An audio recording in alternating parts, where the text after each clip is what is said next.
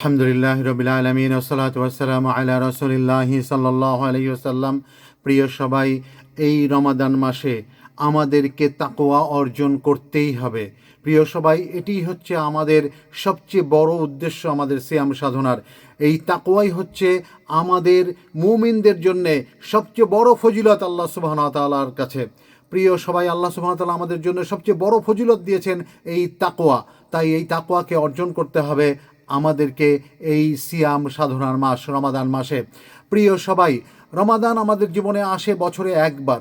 এই মাসে আমরা অনেক ইবাদত করি, আমরা সিয়াম রাখি, কোরআন তেলাওয়াত করি, দোয়া করি, কিন্তু আল্লাহ সুবহানাহু ওয়া তাআলা নিজেই বলে দিয়েছেন এই সব ইবাদতের চূড়ান্ত লক্ষ্য কী, আর সেটা হলো তাকওয়া।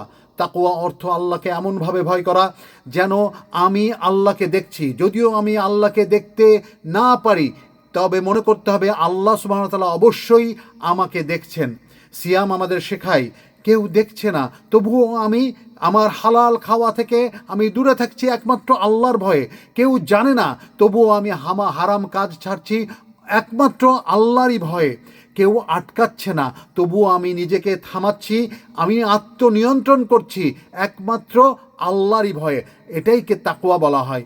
রাসূলুল্লাহ সাল্লাল্লাহু আলাইহি সাল্লাম আমাদেরকে সতর্ক করে বলেছেন, যে ব্যক্তি মিথ্যা কথা ও খারাপ কাজ ছাড়ে না, তার না খাওয়া না পান করা কোনো প্রয়োজন আল্লাহর কাছে নাই, অর্থাৎ এগুলো ব্যর্থ।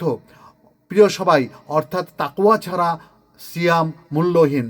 কারণ আল্লাহ ভীতি যদি আমার মধ্যে না থাকে, তাহলে আমি তাকওয়া অর্জন করতে পারলাম না, অর্থাৎ আল্লাহকে জানতে পারলাম না, আল্লাহকে বুঝতে পারলাম না। আল্লাহ সুবহানাহু ওয়া তাআলা যে যে কাজগুলো আমাকে করতে বলেছেন, আমি সেগুলোর ধারের কাছেও যেতে পারলাম না। তার মানে আমি এগুলো জানিই না, আমি এগুলো বুঝিই না যে আমি একজন মুমিন, আমি একজন মুসলিম, আমার কি করা উচিত।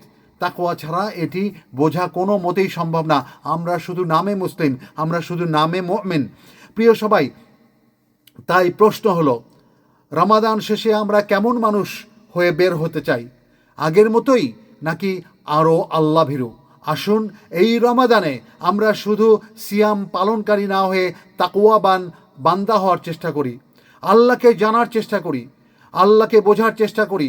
আমাদের সৃষ্টিকর্তা কে? রহমানুর রহিম কে? তিনি আমাদের জন্য কি পাঠিয়েছেন? আমাদের জীবন বিধান রূপে কোরআন পাঠিয়েছেন। কোরআনই যদি না জানলাম, তাহলে আমি চলবো কেমন করে দুনিয়ায়? যা চলছি এগুলো সব আমার ইচ্ছায়, যেগুলো শয়তানের ইচ্ছা, যেগুলো হারাম আমার জন্যে। যদি আমার মধ্যে তাকওয়া না থাকে, তাহলে এই হারাম কাজগুলো আমি করতেই থাকবো। প্রিয় সবাই, আমরা কোরআন জানবো, কোরআন বুঝবো, রাসূলুল্লাহ সাল্লাল্লাহু আলাইহি ওয়াসাল্লাম জানবো, এটাই তাকওয়া। আসসালামু আলাইকুম।